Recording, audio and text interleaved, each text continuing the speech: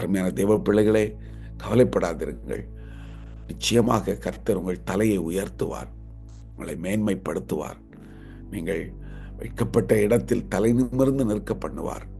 ஆண்டவர் உங்களை உயர்த்துகிற காலம் வெகு தூரத்தில் இல்லை, பக்கத்தில் இருக்கிறது. கர்த்தர் உங்களை ஆசீர்வதித்து மேன்மேலும் உங்களை வர்த்திக்க பண்ணுவார். தாவீதை பார்த்து சொல்லப்பட்ட வார்த்தை, மகனே, நீ ஆசீர்வதிக்கப்பட்டவன், மேன்மேலும் நீ ஆசீர்வதிக்கப்படுவாய். அவன் வர வர பெரியவனாகி ஆசீர்வதிக்கப்பட்டான். அதுபோலவே கர்த்தர் உங்களையும் வர வர விருத்தியாக்கி ஆசீர்வதிப்பார், நன்மையினால் நிரப்புவார், கிருபையினால் உங்களை மூடிக்கொள்ளுவார். காலை வேளையிலே ஊழியக்காரன் என்கிற நாமத்தின் நிமித்தம் உங்களை நான் மனதார வாழ்த்துகிறேன், ஆசீர்வதிக்கிறேன். இந்த ஆசீர்வாதங்கள் உங்களுக்கு வந்து சேருவதாக. எல்லா மலைகளையும் குன்றுகளையும் கர்த்தர் ஒன்றுமில்லாமல் போக்கி, மலை போன்ற பிரச்சனைகள், குன்றுகள் போன்ற பிரச்சனைகள் உங்கள் வாழ்க்கையில் தொடர்ந்து உங்களை அது பற்றி கொண்டிருப்பதை கர்த்தருடைய ஆவியானவர் அறிந்து அவைகளை நிச்சயமாக ஒன்றுமில்லாமல் ஆக்கி போடுவாராக. ஒரு புதிய நாமத்தை உங்களுக்கு தருவாராக, புதிய பெயரை கர்த்தர் உங்களுக்கு தருவாராக. எல்லார் மத்தியிலும் நல்ல பெயர் கர்த்தர் வாங்க உதவி செய்வார். உங்களை அவர் கண்ணின் மணி போல காத்து கொள்ளுவார். கவலைப்படாதிருங்கள், உங்கள் இருதயம் கலங்காதிருப்பதாக. யோவான் எழுதின சுவிசேஷத்தில் ஆண்டவர் சொல்லுகிறார், உங்கள் இருதயம் கலங்காதிருப்பதாக. ஹல்லேலூயா. எனக்கு அருமையான தேவ பிள்ளைகளே, ஏன் கலங்குகிறீர்கள்? ஏன் தியங்குகிறீர்கள்? ஏன் உங்கள் இருதயத்திலே உங்களையே நீங்கள் நிந்தித்துக் கொள்ளுகிறீர்கள்? இல்லை, கர்த்தர் உங்களை நேசிக்கிறார். இயேசு உங்களை நேசிக்கிறார். உங்கள் மேல் தயவு பாராட்டுவார், உங்களை இன்னும் ஆசீர்வதிப்பார், இன்னும் மேன்மைப்படுத்துவார், இன்னும் உயர்த்துவார், இன்னும் நல்ல நல்ல காரியங்களை உங்கள் வாழ்க்கையில செய்வார். ஆண்டவருக்கு நீங்கள் செய்வதெல்லாம் கரங்களை உயர்த்தி நன்றி அப்பா, நன்றி அப்பா, நன்றி அப்பா சொல்லுங்க பார்க்கலாம்.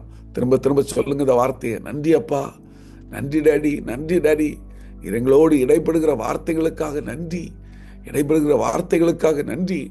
கர்த்தர் ஒருபோதும் நம்மை வெட்கப்படுத்துகிறவர் அல்லவே அல்ல. கர்த்தர் நம்மை தூக்கி விடுகிற கர்த்தர், மடங்கடிக்கப்பட்டவர்களையும் சோர்ந்து போனவர்களையும் தூக்கி விடுகிற கர்த்தர் இந்த காலை நேரத்தில் நம்ம மத்தியிலே இருக்கிறார். தூக்கி விடுகிற கர்த்தர் நம்ம மத்தியிலே இருக்கிறார். அல்லேலூயா, அல்லேலூயா, அல்லேலூயா. கர்த்தர் உங்களையும் உங்கள் பிள்ளைகளையும் ஆசீர்வதிப்பார். கர்த்தர் உங்களையும் உங்கள் குடும்பத்தையும் ஆசீர்வதிப்பார். உங்கள் எல்கைகளை பெரிதாக்குவார். உங்கள் வேலைகள் ஆசீர்வதிக்கப்படும், உங்கள் குடும்பம் ஆசீர்வதிக்கப்படும், உங்களுடைய பிசினஸ் ஆசீர்வதிக்கப்படும். நீங்கள் போகிற போதும் வருகிற போதும் ஆசீர்வதிக்கப்படுவீர்கள். கர்த்தருடைய தயவு உங்கள் மேல் இருக்கும், கர்த்தருடைய அபிஷேகம் உங்கள் மேல் இருக்கும், கர்த்தருடைய இரக்கம் உங்கள் மேல் இருக்கும். கர்த்தர் உங்களை நிச்சயமாய் நடத்துவார், கர்த்தர் நிச்சயமாய் நடத்துவார். அவருடைய கிருபை என்றென்றைக்கும் உங்களை தாங்கி ஏந்தி சுமந்து தப்புவிக்கும். ஹல்லேலூயா. கர்த்தருடைய வாக்குத்தத்த வார்த்தைகளை பெற்றுக்கொள்ளுங்கள் அருமையான தேவ பிள்ளைகளே. கர்த்தர் உங்களை ஆசீர்வதிக்கிறார், ஆசீர்வதிக்கிறார். இந்த காலை ஒரு ஆசீர்வாதத்தின் நேரம். கர்த்தர் கொடுத்த ஆசீர்வாதம் எல்லா வார்த்தைகளுக்காக திரும்ப ஒரு தடவை நன்றியப்பா, நன்றியப்பா, நன்றியப்பா எல்லாம் சொல்லலாம், எல்லாரும் சொல்லலாமா? நன்றி, நன்றி, நன்றி, நன்றி. Thank you holy spirit, thank you holy spirit. கர்த்தாவே உமக்கு ஸ்தோத்திரம். பிதாவே, இந்த நாளை நேரங்களுக்கு தந்ததற்காக நன்றி. உங்களுடைய பிள்ளைகளை நான் இன்னும் வாழ்த்துகிறேன், உங்களுடைய பிள்ளைகளை நான் இன்னும் ஆசீர்வதிக்கிறேன். உங்களுடைய ஆசீர்வாதம் உங்களுடைய பிள்ளைகளின் சிரசின் மேல் எப்போதும் தங்கியிருக்கட்டும், எப்போதும் தங்கியிருக்கட்டும். நீர் அப்படி செய்கிறதற்காக உமக்கு நன்றி. எல்லா துதி கன மகிமை நாங்கள் உமக்கு ஒருவருக்கே செலுத்துகிறோம். நீர் தொடர்ந்து ஆசீர்வதியும். இயேசுவின் நாமத்தில் ஜெபிக்கிறோம் எங்கள் ஜீவனுள்ள நல்ல பிதாவே. ஆமென், ஆமென், ஆமென். எனக்கு அருமையான தேவ பிள்ளைகளே, இந்த கால வேளையிலே கர்த்தருடைய ஆவியானவருடைய எல்லா ஆசீர்வாதமும் உங்கள் வாழ்க்கையிலே ஆமென்றும் ஆமென் என்றும் பலிப்பதாக. கடந்த நாட்களில் நீதிமொழிகள் 20ஆம் அதிகாரம் 27வது வசனத்திலிருந்து தொடர்ந்து நாம் தியானித்து வருகிறோம். மனுஷனுடைய ஆவி கர்த்தர் தந்த தீபமாய் இருக்கிறது, அது உள்ளத்தில் உள்ளவைகள் எல்லாம் ஆராய்ந்து பார்க்கும். இந்த ஒரு வசனத்திலிருந்து எத்தனையோ காரியங்களை நாம் தியானித்து முடித்து விட்டோம். இன்றைக்கு கர்த்தர் நம்மோடு பேசுகிற காரியம், கர்த்தருக்கு ஸ்தோத்திரம் உண்டாகட்டும். நம்முடைய இருதயத்தை சுத்தமாய் வைத்துக்கொள்ள, நம்முடைய இருதயத்தை நல்ல சிந்தனையால் நிரப்ப செய்ய வேண்டிய காரியங்கள் தான் இந்த நெகட்டிவ் காரியங்களை நம்மை விட்டு எடுத்து போட வேண்டும். நமக்குள்ள இருக்கிற எல்லா நெகட்டிவ் ஃபீலிங்ஸ், நெகட்டிவ் சிந்தனைகள், நெகட்டிவ் எண்ணங்கள் அதை எடுத்து போட வேண்டும். அது எப்படிப்பட்ட நெகட்டிவ் காரியங்கள் எல்லாம் வருகிறது என்பதைத்தான் 8 காரியங்களை பார்த்திருக்கிறோம். இன்றைக்கு 9வது காரியம் என்னவென்றால் பிளேமிங் அண்ட் ரிசன்ட்மெண்ட், குற்றம் சாட்டுதல் மற்றும் வெறுப்பு. மற்றவர்களை குற்றம் சாட்டுதல் அல்லது மற்றவர்களை வெறுப்பது. நேற்றைய தினத்தில் நம்மை நாமே குற்றம் சாட்டுகிறதை பார்த்தோம். இன்றைக்கு நாம் சொல்கிறோம் மற்றவர்களை குற்றம் சாட்டுகிறது. கர்த்தருக்கு ஸ்தோத்திரம் உண்டாகட்டும். அதில் ஒரு 3 அல்லது 4 காரியத்தை சொல்கிறேன் பாருங்கள். ஒன்று, it's there fault, I mean this mess. அதாவது நான் இந்த குழப்பத்தில் இருப்பது அவர்களின் தவறு. ஒரு பிட்டர் எக்ஸ்பீரியன்ஸ் இது. மற்றவர்களை குறித்து குறை சொல்லி அவர்களால் தான் என் வாழ்க்கை இப்படி இருக்கிறது, இவர்களால் தான் என்னுடைய வாழ்க்கை இப்படி சீரழிந்து விட்டது என்று சொல்லி மற்றவர்களை குற்றம் சாட்டுதல் அல்லது மற்றவர்கள் மேல் பழி சாட்டுதல், இது ஒரு நெகட்டிவ் எண்ணங்கள்.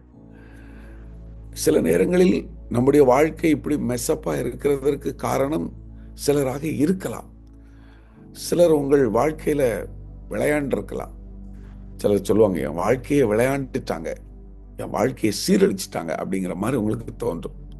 ஆனால் ஒன்று தெரியுமா, தேவன் அனுமதிக்காமல் எந்த காரியமும் நம்முடைய வாழ்க்கையில நடப்பதில்லை அப்படிங்கிறத ஒத்துக்கொள்றவங்க ஒரு ஆமென் சொல்லுங்க பார்க்கலாம்.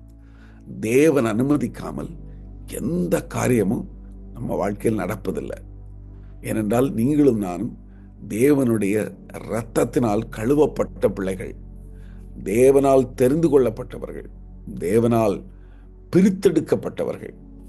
ஆகவே நாம் இப்படிப்பட்ட எண்ணங்கள் யார் மேலாகிலும் வறுமையானால், யாரையாவது நினைச்சு இவங்க தான் என் வாழ்க்கையை சீரழிச்சிட்டாங்க.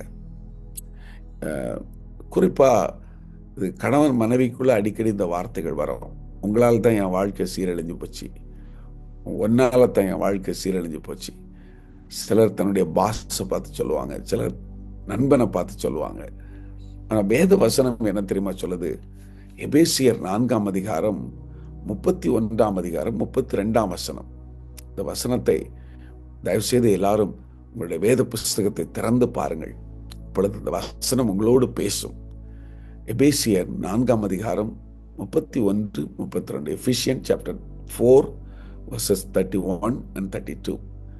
சகல விதமான கசப்பும் கோபமும் மூர்க்கமும் கூக்குரலும் தூஷணமும் மற்ற எந்த துர்க்கணமும் உங்களை விட்டு நீங்க கடவுது.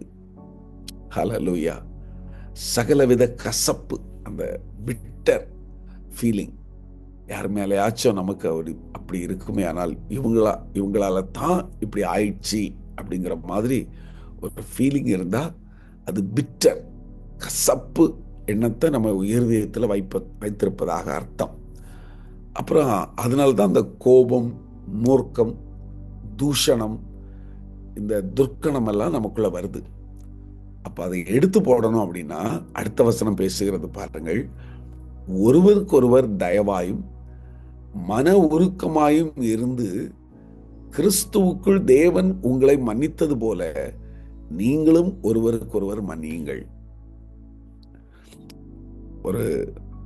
ஒரு மனிதன், உண்மையாகவே சொல்ல வேண்டுமானால், கடந்த சில நாட்களுக்கு முன்பதாக ஒரு மனிதன், அவரை நான் தொடர்ந்து இந்த குற்றச்சாட்டு நான் இப்ப பேசிக்கிட்டு இருக்கிறத நான் செய்தேன். நான் ஏன் செய்தேன் அப்படின்னா, அவர் ஒரு குறிப்பிட்ட காரியத்தை செயல்பட விடாம தடுத்து அதை ஒரு இல்லாம பண்ணிட்டாரு. ரொம்ப அழகா நடத்தி இருந்திருக்கலாம், ரொம்ப அழகா செய்திருக்கலாம். ஒரு நபர் அதை நடத்த விடாம, அதை செயல்பட விடாம ரொம்ப ஒரு சீரழிவை உண்டு பண்ணிட்டாரு. எனக்கு ரொம்ப வருத்தம்.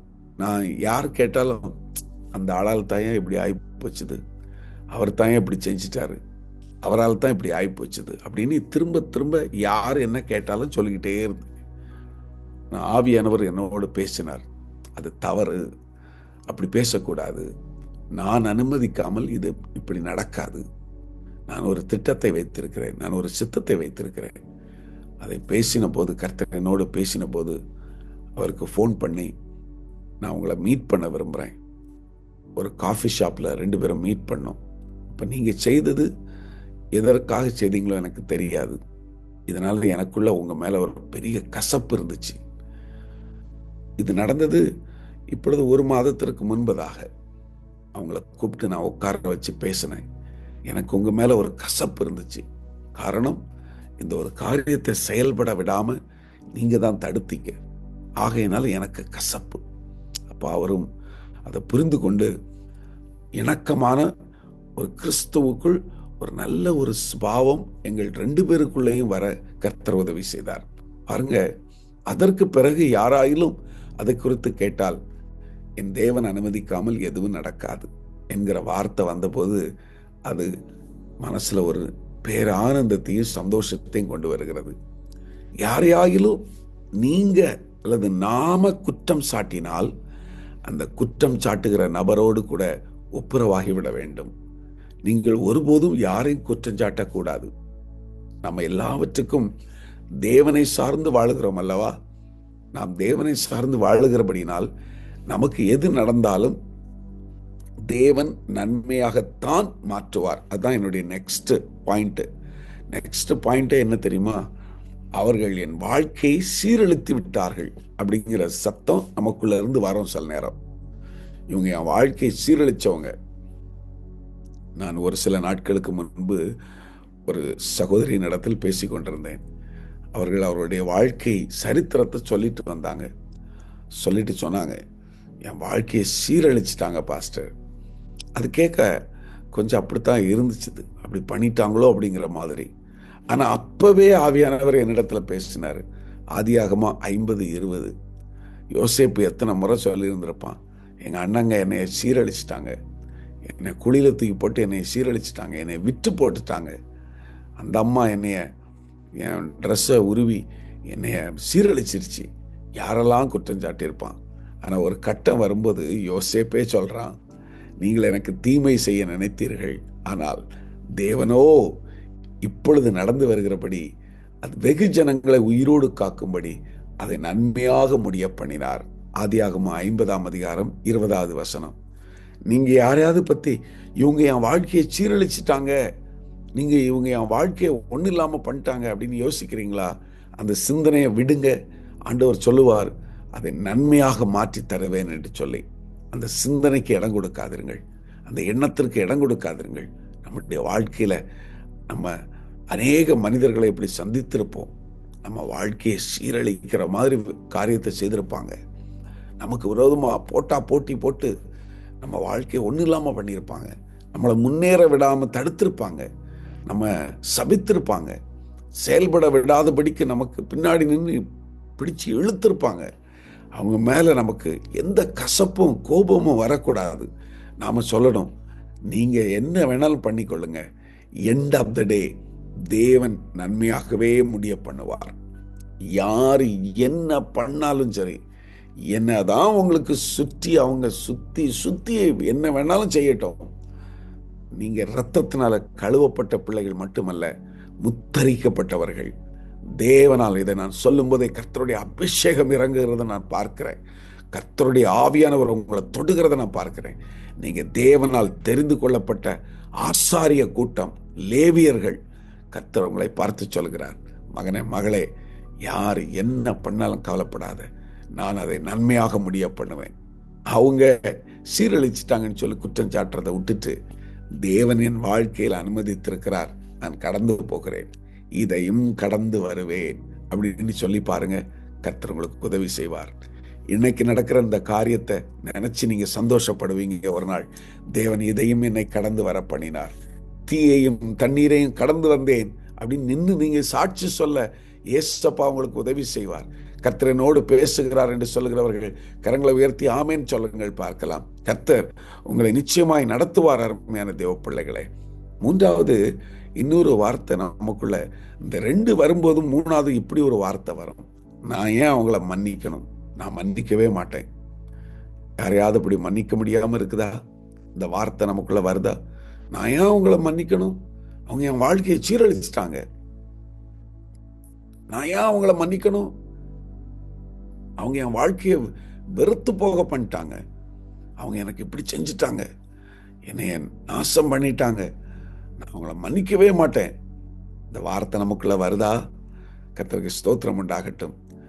லூக்கா எழுதின சுவிசேஷம் 6ஆம் அதிகாரம் 27, 28. Look chapter 6 verses 27, 28. ஆண்டவர் என்ன தெரியுமா சொல்லுகிறார்? எனக்கு செவி கொடுக்கிற உங்களுக்கு நான் சொல்லுகிறேன். நம்ம எல்லாரும் ஏசப்பாவுக்கு செவி கொடுப்போம் இல்லையா? ஆண்டவர் நம்மளை பார்த்து சொல்றார், உங்கள் சத்துருக்களை சிநேகியுங்கள், உங்களை சபிக்கிறவர்களை ஆசீர்வதியுங்கள், உங்களை நிந்திக்கிறவர்களுக்காக ஜெபம் பண்ணுங்கள். வெரி சிம்பிளுங்க. யாரு உங்களுக்கு உங்களை அப்படிப்பட்ட சூழ்நிலைக்குள்ள தள்ளுனாங்களோ, ஒரு வாட்டி ஏசப்பா அவங்க இப்படி பண்ணிட்டாங்க, ஆனா நான் அவங்களுக்காக ஜெபிக்க ஆசைப்படுறேன். மனுஷ வாழ்க்கையில இதெல்லாம் கடினமான காரியம், கடினமான உபதேசம் போல தோன்றும். ஆனா ஒரு தடவை செஞ்சு பாருங்க. நான் காஃபி ஷாப் கூப்பிட்டு போனேன் பார்த்தீங்களா, அந்த மனுஷனை நான் இப்போதானே சாட்சியா சொன்னேன். அவர் மேலே எனக்கு பயங்கரமான கசப்பும் கோபமும் இருந்துச்சு. இப்படி பண்ணிட்டாரே, இப்படி பண்ணிட்டாரே, இப்படி பண்ணிட்டாரே. இப்போ நீங்கள் யோசிக்கலாம், ஒரு பாஸ்டருக்கும் இப்படி வருமா இப்படிப்பட்ட சூழ்நிலை அப்படின்ட்டு. பாஸ்டரும் மனுஷன் தானே. ஆனால் அவரை கூப்பிட்டு போய் ஃபோன் பண்ணி ஒரு காஃபி ஷாப்பில் உட்காந்து அவரோடு பேசி அந்த கிறிஸ்துவின் அன்புக்குள்ளே வந்த உடனே அது இன்னைக்கு எவ்வளவு இணக்கமாக இருக்குது தெரியுமா? மனசுக்கு எவ்வளோ ஆறுதலாக இருக்குது தெரியுமா? மனசுக்கு எவ்வளோ சந்தோஷமாக இருக்குது தெரியுமா? நான் கிறிஸ்துவின் நியாய பிரமாணங்களை நிறைவேற்றுகிறேன் என்று சொல்லும்போது எவ்வளவு சந்தோஷமாக இருக்குது தெரியுமா? அதனால ஆண்டவர் சொல்றாரு, ஒருவருக்கொருவர் மன்னிச்சிடுங்க. ஒருவருக்கொருவர் மன்னிக்கிறது மட்டுமல்ல, சபிக்கிறவர்களை ஆசீர்வதிங்க, நிந்திக்கிறவர்களை ஆசீர்வதிங்க, அவர்களுக்காக நின்று ஜெபம் பண்ணுங்க. உங்க வாழ்க்கையே தலைகீழா மாறுறதை நீங்க பார்ப்பீர்கள். எனக்கு அருமையான தேவ பிள்ளைகளே, கடைசியாக ஒரு வைராக்கியம் சிலருக்கு இருக்கும். இதை நான் விடவே மாட்டேன். யாராவது செஞ்சிருப்பாங்க ஏதாவது நமக்கு விரோதமா. இந்த ஒரு வார்த்தை எங்க ஊர்ல சொல்லுவாங்க, கங்கணம் கட்டிக்கிட்டு இருப்பாங்க, எப்போ எனக்கு வாய்ப்பு கிடைக்கும் அவங்கள போட்டு தள்ளலாம் அப்படின்ட்டு.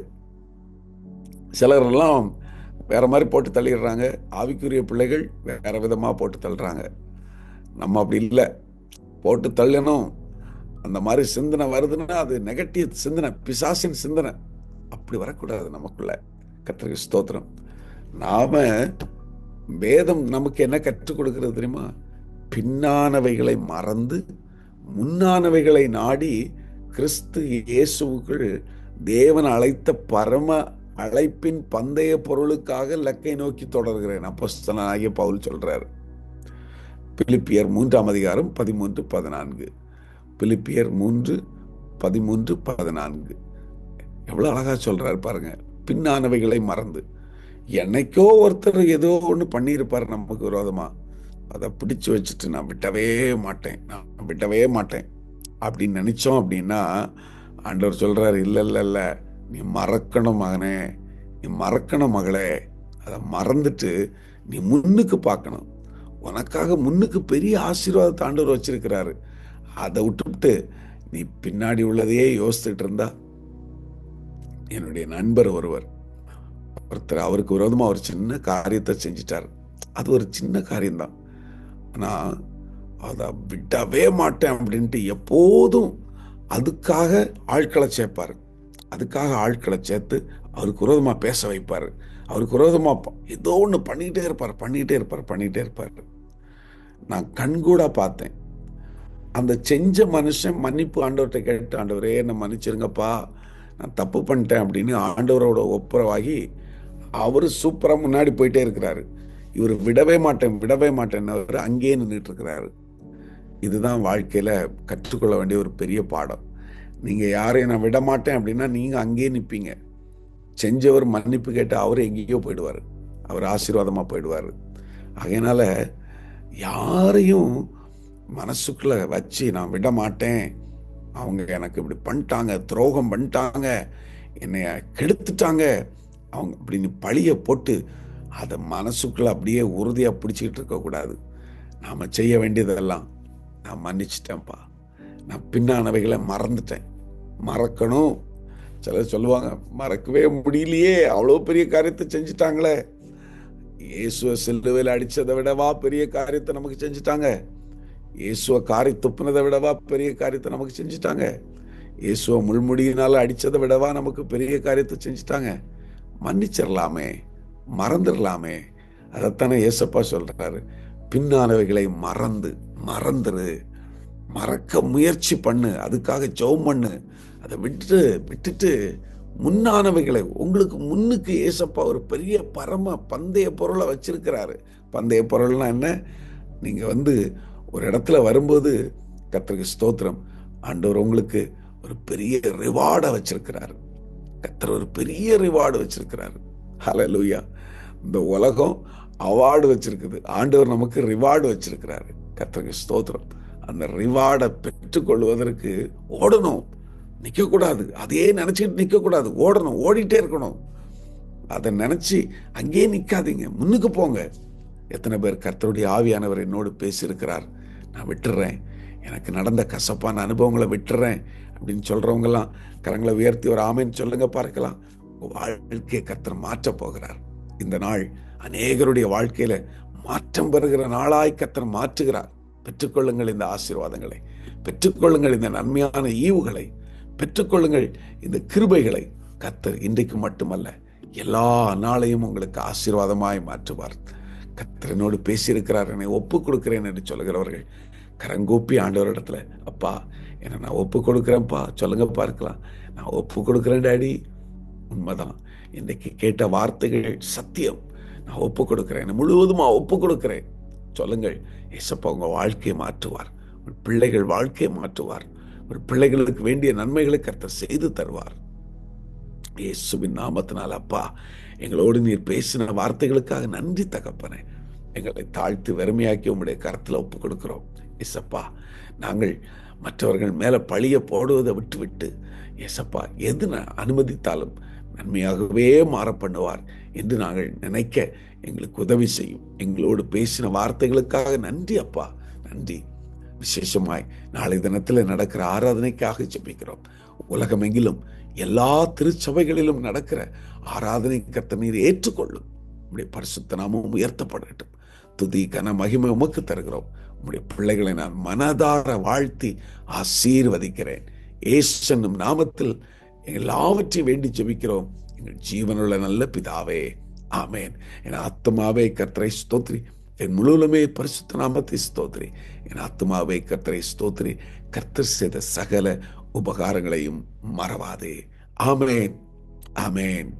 God bless you. எனக்கு அருமையான தேவ பிள்ளைகளே, நாளை தினத்தில் ஞாயிற்றுக்கிழமை ஆன்லைன் ஆராதனை வேண்டாம், பிசிக்கலா போய் ஆண்டவரை ஆராதிங்க. எந்த சபையில் நீங்கள் அங்கத்தினர்களோ அந்த சபைக்கு போக நீங்கள் தவறாதிருங்கள், ஆராதியுங்கள்.